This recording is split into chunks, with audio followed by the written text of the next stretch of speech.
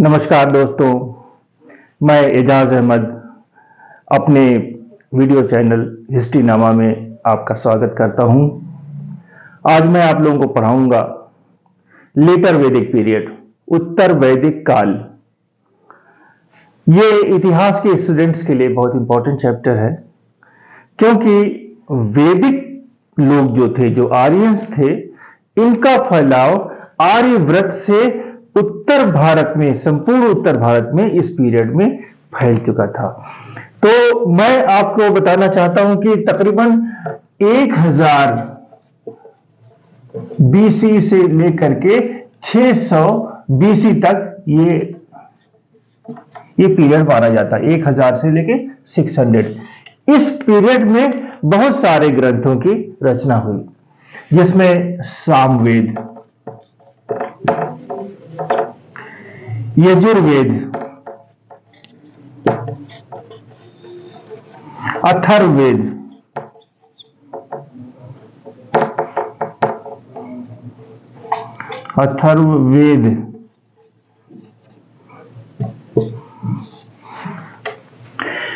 यही नहीं, इसके अलावा और भी बहुत सारे ग्रंथों की रचना हुई। उपनिषदों की रचना हुई, आरण्यकों की रचना हुई, पुराणों की रचना हुई। बहुत सारे ग्रंथ थे। तकरीबन धार्मिक ग्रंथ जितने भी थे, तकरीबन सभी ग्रंथों की रचना इस काल में हो चुकी थी।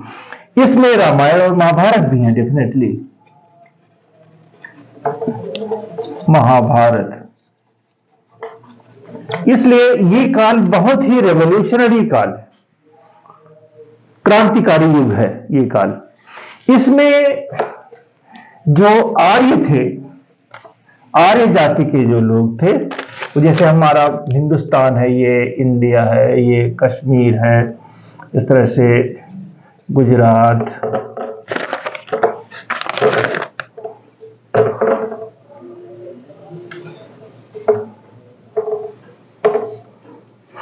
ये हम देखते हैं कि यहां पे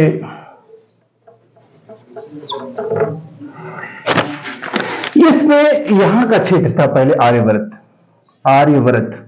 ये था आर्यव्रत, यानी कि उत्तर वैदिक, उसमें ऋग्वैदिक काल में यहां पर लोग इस स्थल पे लोग रहा करते थे। यानी पंजाब में, जो पंजाब का क्षेत्र था, जिसमें पाकिस्तान का पंजाब, हिंदुस्तान का पंजाब, सिंध का क्षेत्र, ये तमाम सारे क्षेत्रों पर आर्यव्रत कहलाता था क्षेत्र, और यहीं पर सबसे पहले थे।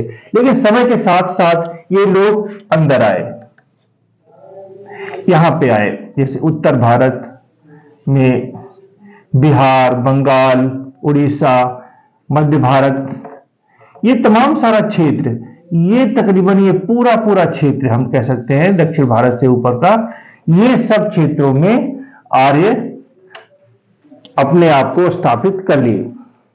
इन जगहों पर आए, नदियों के किनारे उन्होंने अपने आप को बसाया, कई नगरों को बसाया इन्होंने, बहुत सारे नगर बसाए गए उस समय में। तो ये लोग, ये पीरियड जो था, ये काफी बड़ा पीरियड था। हम देखते हैं कि 1500 से लेकर 1100 ईस्वी या 1000 ईस्वी तक जो ऋग्वैदिक काल है, उसमें इनका प्रसार बहुत कम था, फैलाव बहुत कम था। लेकिन इस समय में, इस 1000 से लेकर 600 ईसा पूर्व के काल में, ये फैलाव इनका काफी बढ़ गया था। यानी समस्त उत्तर भारत में इन्होंने अपना वर्चस्व स्थापित कर लिया था। पंजाब में पहले से ही थे, पूरा यूपी, राजस्थान, हरियाणा, दिल्ली, बिहार, उड़ीसा, मध्य प्रदेश का कुछ हिस्सा, पूरा राजस्थान, ये तमाम सारे क्षेत्रों पर आर्यों का अपना अस्तित्व स्थापित हो गया था। इसमें यहां पे आके इन्होंने कई सारे ग्रंथों की रचना की। उन ग्रंथों में इन स्थानों के नाम भी हैं जहां जहां पे ये रहे। तो ये इसीलिए ये समय, ये उत्तर वैदिक काल जो है, काफी महत्वपूर्ण रहा है। और इसमें हम इनके सोशल सेटअप, इनके पॉलिटिकल सेटअप, इनकी इकोनॉमी, इनके रिलीजन के बारे में आज डिस्कस करेंगे। थोड़ा लेक्चर लंबा हो जाएगा, लेकिन आप लोग ध्यान से इसे वीडियो को जरूर देखें। इसमें सबसे पहले हम देखते हैं सोशल सेटअप। सोशल सेटअप, बिल्कुल सोशल सेटअप में इसमें हम देखते हैं कि ऋग्वेद के काल को थोड़ा सा बढ़ा दिया जाए, थोड़ा सा क्या बहुत बड़ा कर दिया जाए, वही उत्तर वैदिक काल हो गया, वही लेटर वैदिक पीरियड हो गया। सोशल सेटअप में सबसे छोटा था विलेज, गांव, उससे उससे छोटा था परिवार या फैमिली, फैमिली वही रही, गांव वही रहा। गांव का साइज बढ़ गया, जहां 10 घर होते थे, जहां 20 घर होते थे, वहां कई कई 100 घर होने लगे, 400 घर, 500 घर, इस तरह से इनसे यानी कि फैमिलीज की संख्या इसमें बढ़ गई। इसमें इस गांव में जो संख्या बढ़ी वो फैमिलीज की, यानी गांव बड़े हो गए। इसके बाद दूसरा था विश, जैसा कि मैंने आपको बताया था पहले। तो विश, पहले हम देखते हैं विश की संख्या भी कम थी और विश में गांवों की संख्या भी कम थी। जैसे पहले एक विश में 2 गांव 3 गांव आते थे, अब एक विश में कम से कम 10-10 गांव 20-20 गांव आने लगे। और इसके अलावा अगर एक राज्य में पहले 3 विश 4 विश हुआ करते थे, ये विश एक राजनीतिक इकाई है, तो अब 10-10 हो गए, यानी इस विशों की संख्या भी बढ़ी, इनकी नंबर भी बढ़ा और इसमें नंबर ऑफ विलेज भी बढ़ गया, यानी इन विश का दायरा भी बढ़ा। इसके बाद हम देखते हैं नेक्स्ट पॉइंट है जन का। ये कबीले भी बहुत बड़े हो गए, पहले छोटे छोटे कबीले हुआ करते थे, अब काफी ये बड़े कबीले हो गए और इन कबीलों का जो राजा था, जिसे हम राजन बोला जाता, जन का शासक राजन होता था, वो भी बड़ा हो गया, यानी ये जनपद बन गया। जनपद, उत्तर ऋग्वेदिक काल में जन है, इसमें जनपद हो गया। राजन जो है महाराजा धीराज, एकराट, विराट, चक्रवर्ती सम्राट, अलग अलग नामों से इसे जाना जाने लगा, यानी कि इनका दायरा इसमें बढ़ गया। तो समाज में हम देखते हैं, सामाजिक, हालांकि राजनीति की बात हो गई, लेकिन सामाजिक बात अगर करें तो इस तरह से समाज का दायरा बढ़ गया, समाज बहुत बड़े हिस्सों में बट गया। लोगों के गांव में ज्यादा हो जाने की वजह से, पॉपुलेशन ज्यादा हो जाने की वजह से इनमें आपस में भी बंटवारा हुआ। जातियां, जो वर्ण व्यवस्था थी वो जाति व्यवस्था में बदल गई, जिसे हम देखते हैं, मैंने आपको पढ़ाया था वर्णा व्यवस्था। वर्ण व्यवस्था जो रंग तथा ऑक्यूपेशन यानी व्यवसाय के ऊपर आधारित था, वह अब जाति व्यवस्था में इस समय तब्दील हो गया था। जाति व्यवस्था, हम देखते हैं कि वर्ण व्यवस्था जो थी उस समय ऋग्वेदिक काल में, वह एक ही परिवार में कई वर्णों के लोग हो सकते थे। कोई किसी की रुचि जिसमें है, कोई खेती करना चाहता है, कोई धर्म का काम करना चाहता है, कोई कुछ करना चाहता है, तो उसके व्यवसाय के आधार पे वो कोई, जैसे किसी घर में 4 भाई हैं, कोई किसी पेशे से है, कोई किसी पेशे से है, तो वो अलग अलग वर्ण के थे। लेकिन अब इसमें जाति व्यवस्था में कोई अपनी जाति को नहीं बदल सकता था। अगर एक जाति में कोई पैदा हुआ है, पहले ऐसा नहीं था, ब्राह्मण के घर में अगर जो पैदा हुआ ब्राह्मण ही हुआ, उसकी रुचि खेती में है तो वैश्य बन गया, उसकी रुचि व्यापार करने में है वैश्य बन गया, उसकी रुचि युद्ध करने में है तो क्षत्रिय बन गया। इस तरह से रुचि के ऊपर था। लेकिन इस समय लेटर वैदिक पीरियड में रुचि कोई मायने नहीं रखती थी, बल्कि हर इस इंसान को वही काम करना पड़ता था जो उसका वर्ण, उसकी जाति उसे परमिशन देती है। तो इस तरह से ये जाति व्यवस्था यहां पे थी जो काफी सख्त थी, जिसमें उच्च जातियां होती थी, वही ब्राह्मण, क्षत्रिय, वैश्य और शूद्र, यही समाज की 4 जातियां थी।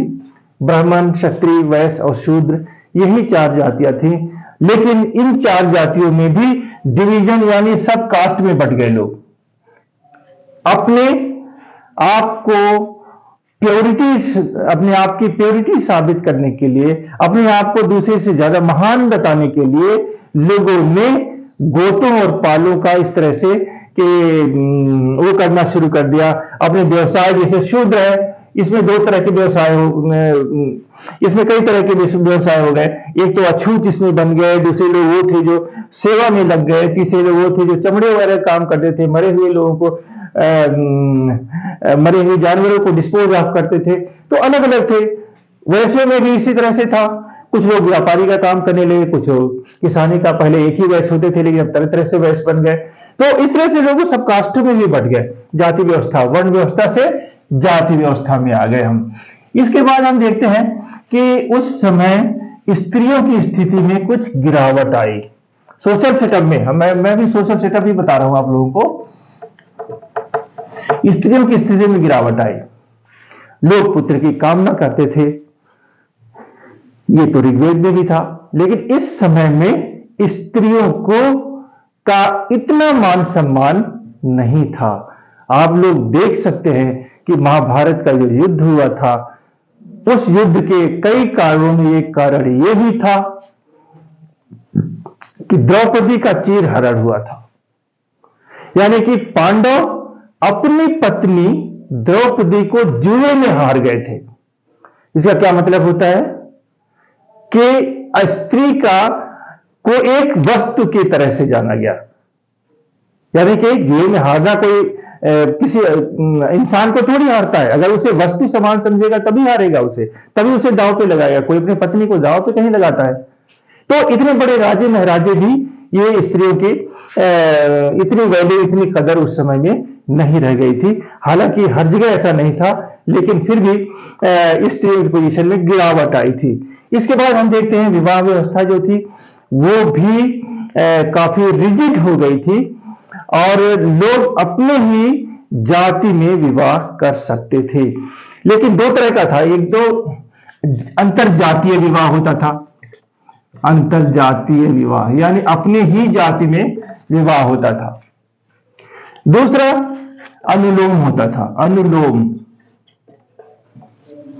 तीसरा प्रतिलोम। इस तरह से तीन विवाह होते थे। अब अंतरजातीय नहीं, बल्कि मैं गलत बोल गया, यह है सजातीय। सजातीय तथा अंतरजातीय। अंतरजातीय अंतरजातीय दो तरह के होते थे, एक अनुलोम तथा दूसरा प्रतिलोम। सजातीय यानी अपने ही जाति में विवाह करना और अंतरजातीय यानी दूसरी जातियों में विवाह करना। अगर उच्च जाति का, हायर कास्ट का कोई ब्राह्मण विवाह करता है वैश्य में, क्षत्रिय में या शूद्र में, तो वो अनुलोम कहलाता है। अगर क्षत्रिय करता है वैश्य में तो अनुलोम कहलाता है। अगर वैश्य करता है शूद्र में तो भी अनुलोम कहलाता है। यानी कि अनुलोम वो है जो अपने से नीचे जाति में विवाह किया जाए। इसके अलावा प्रतिलोम जो शब्द है वो ये है जो अपने से ऊपर की जाति में। अगर शूद्र वैश्य में शादी करता है तो प्रतिलोम हुआ, शूद्र क्षत्रिय में करता है तो प्रतिलोम हुआ, ब्राह्मण में करता है तो प्रतिलोम हुआ, क्षत्रिय ब्राह्मण में करता है तो प्रतिलोम हुआ, वैश्य क्षत्रिय में करता है तो प्रतिलोम हुआ। तो इस तरह से प्रतिलोम तथा अनुलोम, इस तरह दो तरह के विवाह थे जिसमें प्रतिलोम को मान्यता नहीं थी। फिर भी कहीं कहीं पर एग्जाम्पल मिलते हैं कि प्रतिलोम विवाह भी होता था। नीचे की जाति के लोग भी कभी कभी ऊपर वालों से विवाह कर लिया करते थे। इसके अलावा हम देखते हैं बहुपत्नी विवाह तथा बहुपति विवाह भी होता था उस समय में। बहुपति विवाह की बात मैं करूं तो पांडवों का एक एग्जाम्पल मिलता है जिसमें एक पत्नी ने 5 पतियों से विवाह किया था। लेकिन यह तो रेयर था। लेकिन बहुपत्नी विवाह बहुत ज्यादा मिलता है। एक एक आदमी कई कई पत्नियों से विवाह करता था, लेकिन आम आदमी नहीं करता था इसे। आम इंसान इसे नहीं करता था। जो धनाढ्य लोग होते थे, जो धनवान होते थे, जो राजा महाराजा होते थे, वो अनेक पत्नियों से विवाह करते थे। यह है सोशल सेटअप। इसके बाद हम देखते हैं इकोनॉमिक सेटअप, अर्थव्यवस्था। इकोनॉमिक सेटअप, अर्थव्यवस्था कैसी थी, अर्थव्यवस्था किस पे आधारित थी? सबसे पहला है एग्रीकल्चर, यानी खेती पे अर्थव्यवस्था थी। खेती को बहुत मान दिया जाता था, खेती करने को बढ़ावा दिया जाता था और खेती करना सम्मान का विषय माना जाता था उस समय। आप सब जानते हैं कि राजा एक बार जब जनक के राज्य में सूखा पड़ गया तो राजा जनक अपनी पत्नी के साथ हल चलाए और उस हल में एक मटका बंधा था, मटका फंस गया और उस मटके में से सीता निकली थी। तो ये मैं बताना चाहता हूं कि एग्रीकल्चर करना यानी राजे महाराजे वो एक तो एक संकेत है, वो कहानी वो घटना तो एक संकेत है, लेकिन उससे हम अंदाजा लगा सकते हैं कि खेती का काम बहुत ही सम्मानजनक माना जाता था। और इसमें हम देखते हैं कि इसमें कहा गया है कि अन्न ही ब्रह्म है, अन्न ही ब्रह्म है, ये कहा गया तैत्तिरीय ब्राह्मण में, यानी अनाज ही ब्रह्म है। अनाज पैदा करना वाला यानी कि सबसे ज्यादा पवित्र इंसान माना जा रहा है। सबसे ज्यादा पवित्र ब्राह्मण थे, लेकिन चूंकि अनाज वैश्य पे थे, ये भी अनाज पैदा करने वाले वैश्य थे, इस वजह से इन वैश्यों को भी, क्योंकि ये अन्नदाता माना जाता है, अगर ये अनाज पैदा नहीं करते हैं तो फिर लोग भूखे मरेंगे, लोग खाएंगे नहीं, तो इसलिए इन्हें भी काफी स्थान इसमें दिया गया इन वैश्य कम्युनिटी को। ये लोग जौ, धान, उड़द, तिल, गन्ना, मूंग, मसूर, ये तमाम सारी चीजें ये लोग उगाते थे अपनी जमीनों में और उसे लोग खाते थे। इसमें हम देखते हैं कि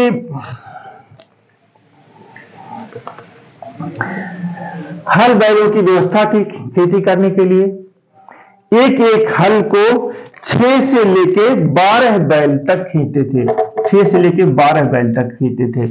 और इस समय सबकी निजी संपत्ति हो गई थी। ऋग्वेदिक काल में याद रहे बच्चों कि उस समय लोगों की निजी संपत्ति नहीं थी, बल्कि उन्हें अलॉट नहीं होती थी सरकार की तरफ से, बल्कि वो जहां चाहे खेती कर सकते। उस समय जमीन ही जमीन थी, खेती थे, कुछ भी कर सकते थे। कोई जंगल को साफ किया और वहां खेती करना शुरू कर दिया। लेकिन इस समय सबकी निजी संपत्ति होती थी, उनकी पर्सनल प्रॉपर्टी होती थी, क्योंकि अभी एक स्थायी जिंदगी जी रहे थे लोग, घुमंतु जीवन समाप्त हो गया था।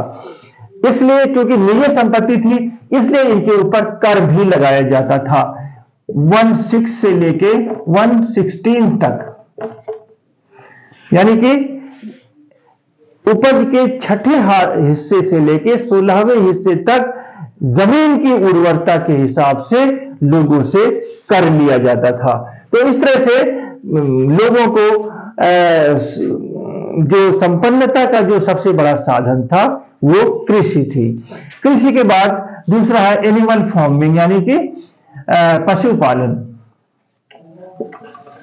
पशुपालन उस समय बहुत सारे पशुओं की पालन किया जाता था।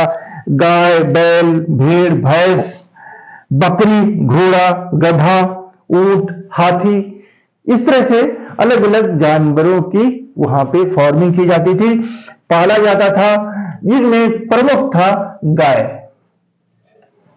बैल भी, बकरी भी। इसके अलावा तो मुर्गी वगैरह भी होती थी, लेकिन ये पशुओं की बात की जाती है तो ये बकरी, भेड़, जिसे इन्हें ऊन भी मिलता था और उनसे दूध भी मिलते थे और मांस भी मिलता था।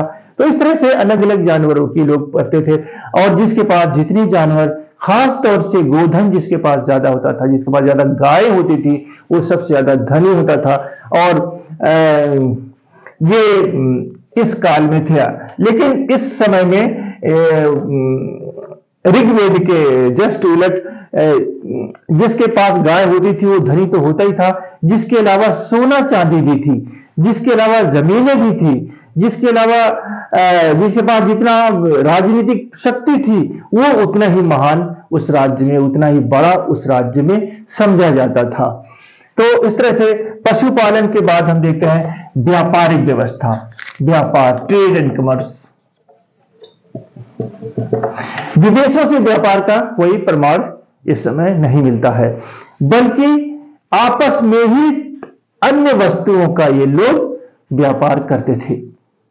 जो भी वस्तु जहां पे पैदा होती थी, पता चला काशी में कोई चीज नहीं पैदा हो रही है, कोई चीज हस्तिनापुर में नहीं हो रही है, कोई चीज विदेश में नहीं हो रही है। तो अगर कोई कहीं पे हो रही है, कहीं पे नहीं हो रही है, तो अगर यहाँ पे नहीं हो रही है, यहाँ पे हो रही है, तो होने वाला नहीं पे व्यापार करेगा, यहाँ भेजेगा, या यहाँ पे कोई चीज हो रही है तो यहाँ नई वाले को भेजेगा। तो इस तरह से ये व्यापार होता था वहां पे। और एक बात याद रहे कि उस समय जो था वह व्यापार, कई सारे नगर उस समय बस चुके थे। काशी, कौशांबी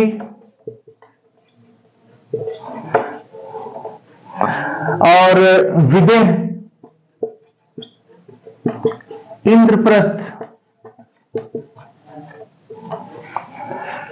इंद्रप्रस्थ, हस्तिनापुर, वाराणसी, इस तरह से बड़े बड़े नगर उस समय स्थापित हो गए थे और जो व्यापार के केंद्र थे।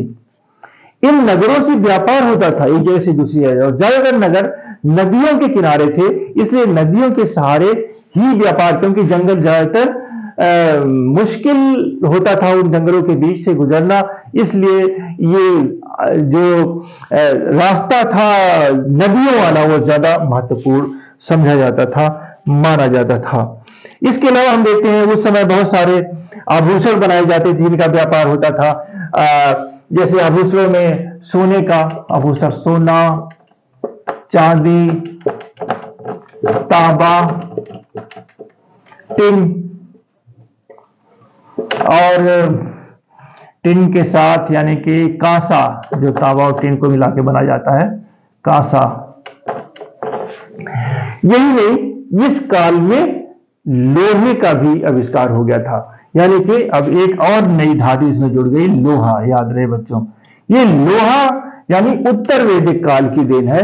उत्तर वैदिक काल में लोहे को, अब लोहे की तलवारें बनने लगी, लोहे के फावड़े बनने लगे, लोहे की कुल्हाड़ियां बनने लगी, जिसे जंगलों को साफ करना और खेती योग्य बनाना काफी आसान था।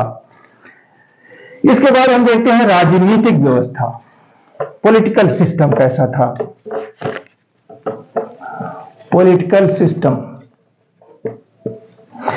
सिस्टम में हम देखते हैं कि बहुत सारे ट्राइब्स थे जिनके अपने राजा हुआ करते थे। कुछ ट्राइब्स के नाम बताऊं, जैसे कुरु, भरत, पुरु। याद रहे, ये भरत और पुरु काफी महत्वपूर्ण कबीले थे। इन दोनों ने मिल करके एक नया कबीला बनाया था, ये था कुरु। ये कुरु एक कौरवों वाला था, कबीला था, जिसके राजा परीक्षित हुआ करते थे, जैसा कि आप सब ज्यादातर लोग जानते होंगे। तो ये कबीले थे, मुख्य कबीले थे, हालांकि और भी बहुत सारे कबीले हुआ करते थे, और ये अलग अलग राज्यों, अलग अलग क्षेत्रों पर इनका राज्य होता था, और जो आपस में एक दूसरे से युद्ध किया करते थे, लड़ाई किया करते थे, अपने राज्य का विस्तार किया करते थे। इसमें हम देखते हैं कि राज्य यानी राजा या मोनार्किकल सिस्टम, गणतांत्रिक व्यवस्था समाप्त हो चुकी थी।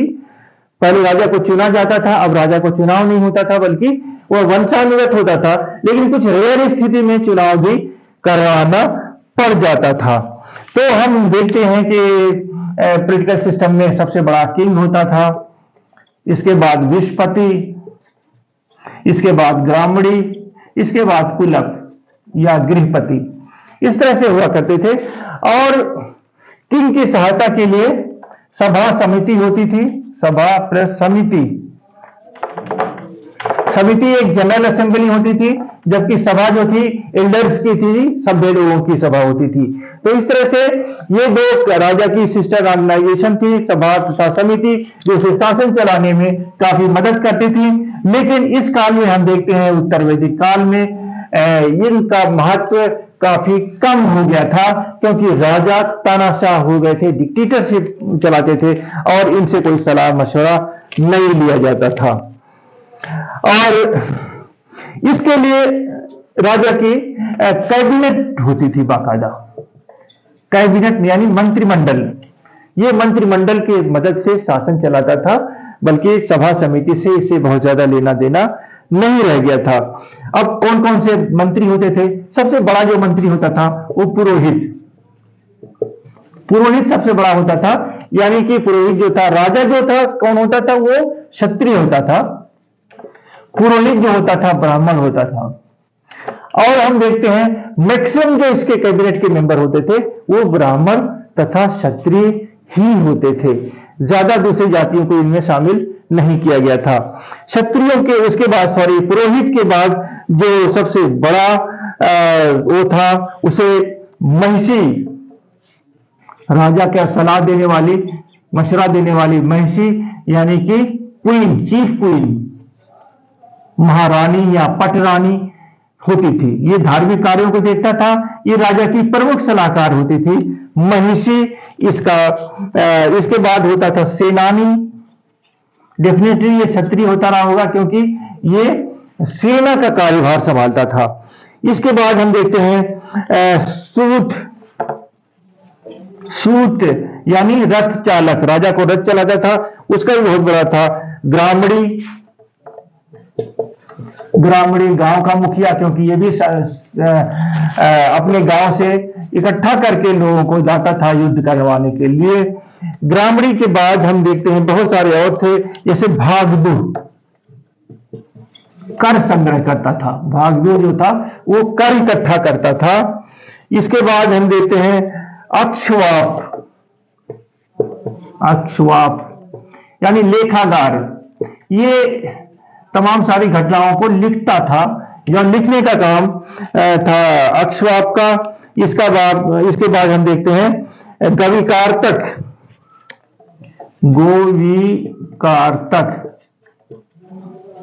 गोविकारतक यानी गौधन, गाय तथा वन यानी जंगलों का जो अधिकारी होता था वो गोविकारतक होता था, वो इन्हें देखभाल करता था। इसके बाद हम देखते हैं पालगल संदेशवाहक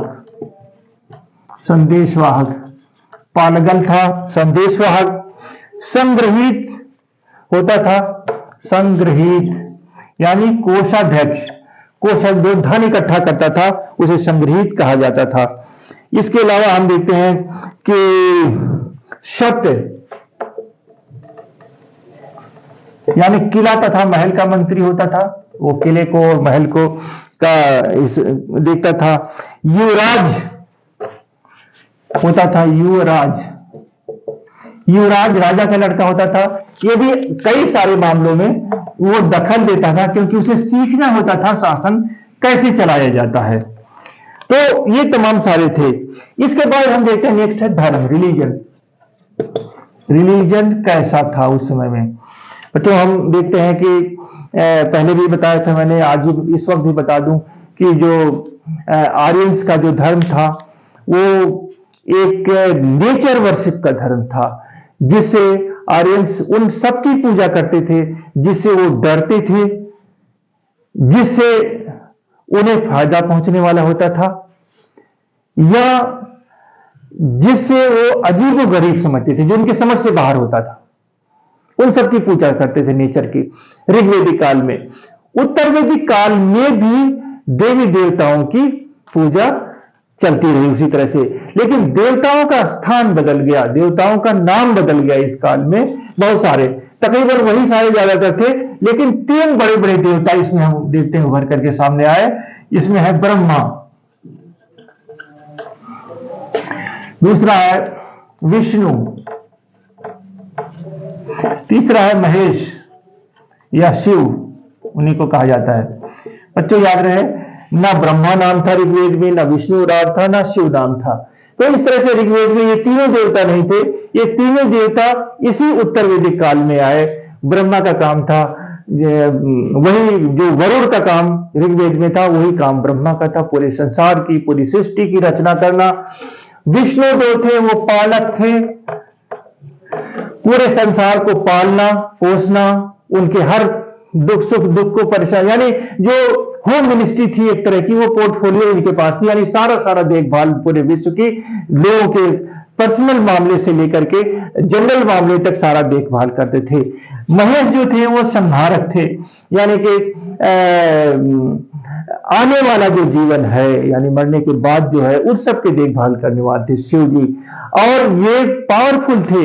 और इनको ये पावर था कि कहीं भी विनाश करना हो, कहीं भी इस तरह से किसी को अजाब देना हो जाएगा, किसी पे श्राप देना हो, यानी कि संहारक टाइप के ये शिव जी थे।